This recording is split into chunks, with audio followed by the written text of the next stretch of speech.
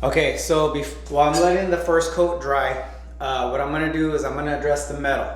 So this is gonna be controversial. This is between you and what you wanna do with it. But some people swear they don't put paper tape or mesh tape on their metal, okay?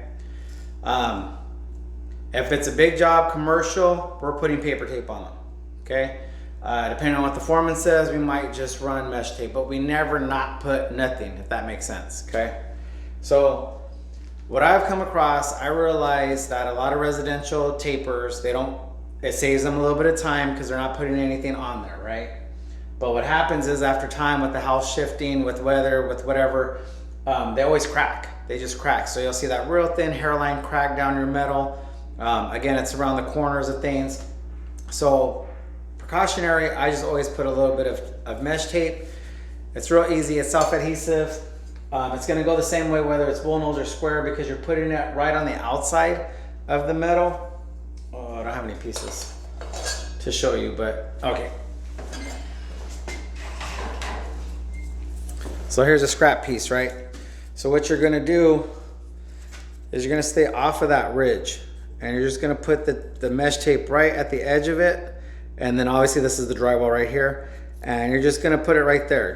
You're trying to kill this line right here. You don't want this fat edge coming out. So that's what you're gonna float. Because even if you float it without tape, over time it's gonna crack and you're gonna have that line. But if you have this, it kind of gives it more strength so that it doesn't give you that line. So I'm just gonna throw this up there real quick. You can see how I do that. Hopefully you'll be able to see it.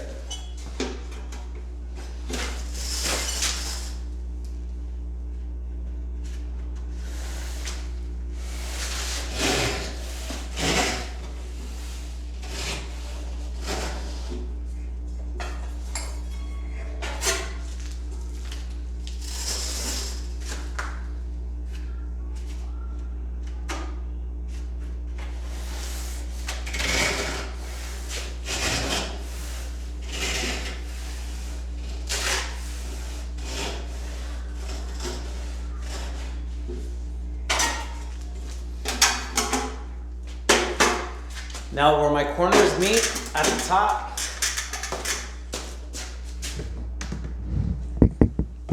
let's see if I can do this without dropping you guys. Give them a big hit out of there. Okay, where their corners meet right here at the top, right? I'm gonna go ahead and put a piece there also. A diagonal piece. To kind of stop that crack, and I do have a little crack up here. Then I'll put a piece along the top. Now this is the blended in piece. So that's just for, demonstration purposes, so you're not gonna really see anything there.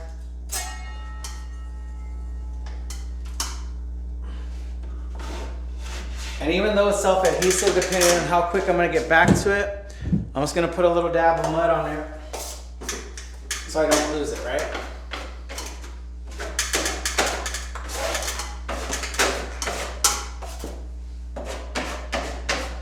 Just dabbing a little bit of mud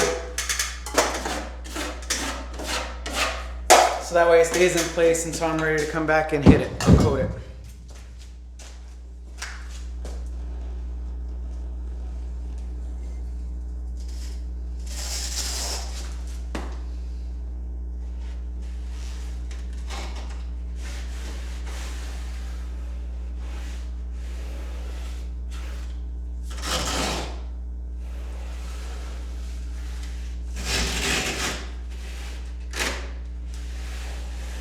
Remember, you don't want to overlap the finished product part.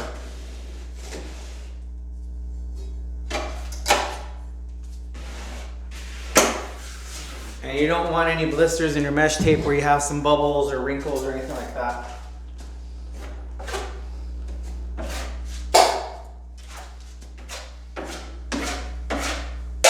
That's just hacking in place. We're going to do the same thing on the other side with the other metal.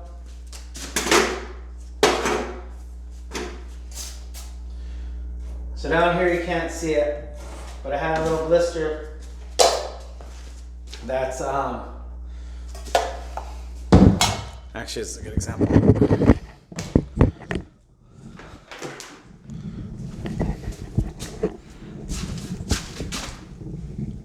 So right, where are we at?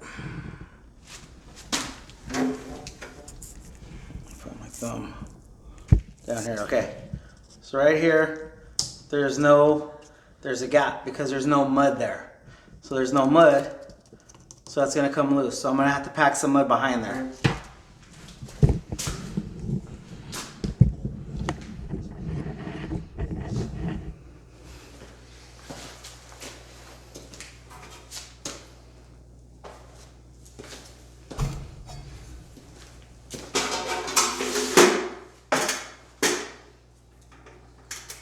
So again, I'm gonna put it at the top. I'm gonna put it on the corner where they meet. Put it on the top of this metal. And again, some people think this is a waste of time. I think this is gonna save you, the homeowner, down the line with this crack.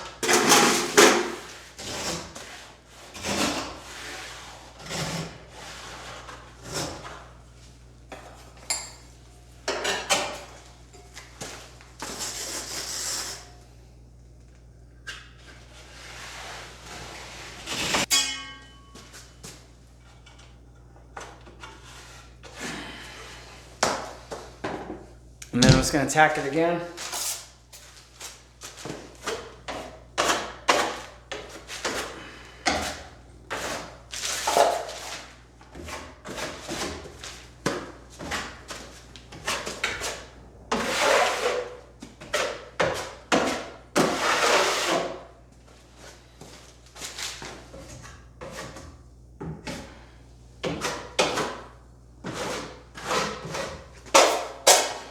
All right, so I'm gonna continue to let this dry and then we'll get back.